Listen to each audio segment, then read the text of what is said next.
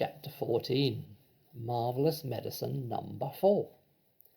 Back in the kitchen once again, George, with Mr. Cranky watching him anxiously, tipped half a pint of engine oil and some antifreeze into the giant saucepan.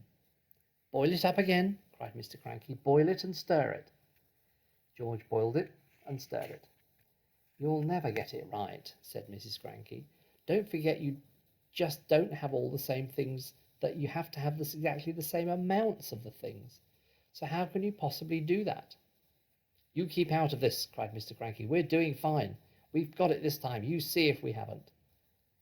This was George's marvellous medicine number 4, and when it had boiled for a couple of minutes, George once again carried a cupful of it out into the yard. Mr. Cranky ran after him. Mrs. Cranky followed more slowly. "You're going to have some mighty queer chickens running around here if you go on like this," she said.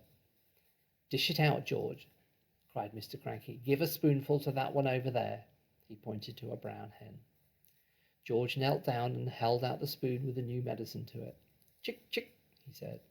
"Try some of this." The brown hen walked over and looked at the spoon, and then it went peck. "Ouch!" it said, and then there was a funny whistling noise came out of its beak. "Watch it grow," shouted Mr. Cranky. "Don't be too sure," said Mrs. Cranky. "Why is it whistling like that?" "Keep quiet, woman," cried Mr. Cranky. "Give it a chance." They stood there staring at the brown hen. "It's getting smaller," George said. "Look at it, Dad, it's shrinking." And indeed it was.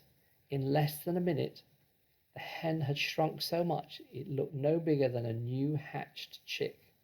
It looked ridiculous.